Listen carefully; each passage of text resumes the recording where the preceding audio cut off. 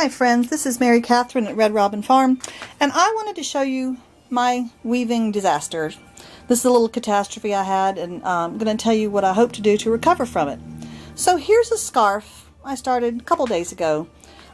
It's in the heat of summer, but I do want to weave for this fall, and people will want scarves. And I wanted kind of a bluey pinky tone.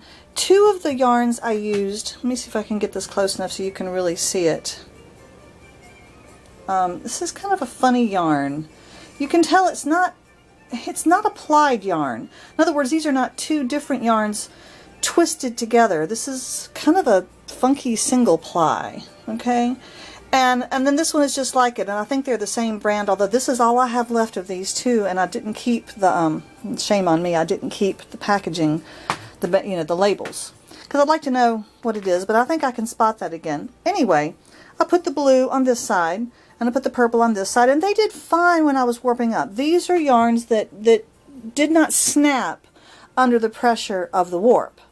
However, they're kind of fuzzy and hairy, and when I started weaving and taking this shuttle with the little eyes right here where the yarns have to pass through, especially the ones that have to pass, not these ones down here, but the ones that have to pass through these holes, and every time I bring that shuttle down, and back and forth, it's kind of like combing your hair. And you can see on this one how it starts to just kind of shred it. It just shoves these in, it puts it into a wad. It also makes it accumulate over here, sometimes on the back of here.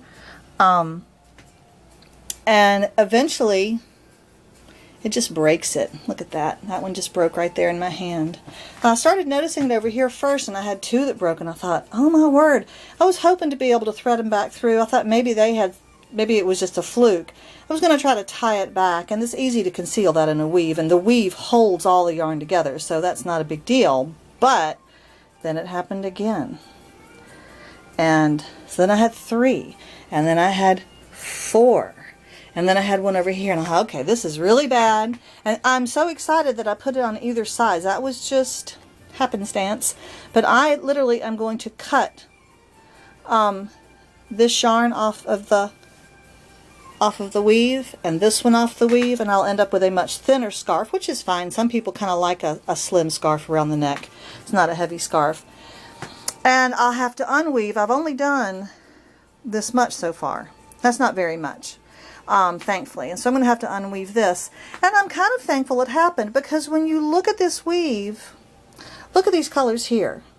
Bold, bright, there's some sparkle in here, there's some sparkle in here.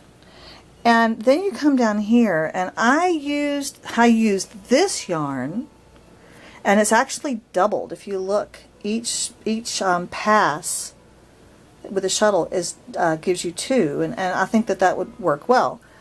But it's too light, and when you look at this, it dominates the weave, and you can't really even see the division between this dark purple and this sparkly purple.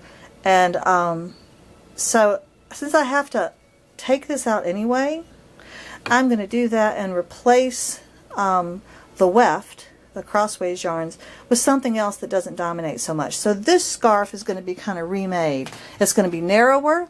It's only going to have these yarns in it right here, and it's going to have a totally different color, probably something darker, but not too dark. A dark color would also dominate.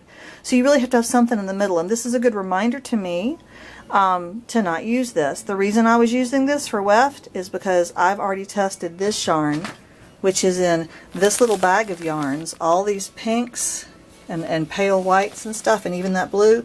This is a bag where the yarn is too weak to be used as a warp because it'll snap. And so I thought, oh, I'll be clever. It's kind of pink. This is kind of pink. I thought it would blend in, and I can use it as weft because it's not under any pressure. Well, yeah, I'm not going to be able to use it as a weft on this particular scarf. I have to wait and use it for something else, or I could knit or crochet with it too. I could do some other project. You just can't put it under tension. So there is the scarf disaster. I'm going to probably have wasted all this because I'm going to have to just cut it off, and it'll all be in kind of long strands, but not really usable. I might save it, I might not. Obviously I had a big skein of each one of these, and I've used it for plenty of other things. So there you go. Lessons learned in the fabric world. Thanks for visiting. See you later.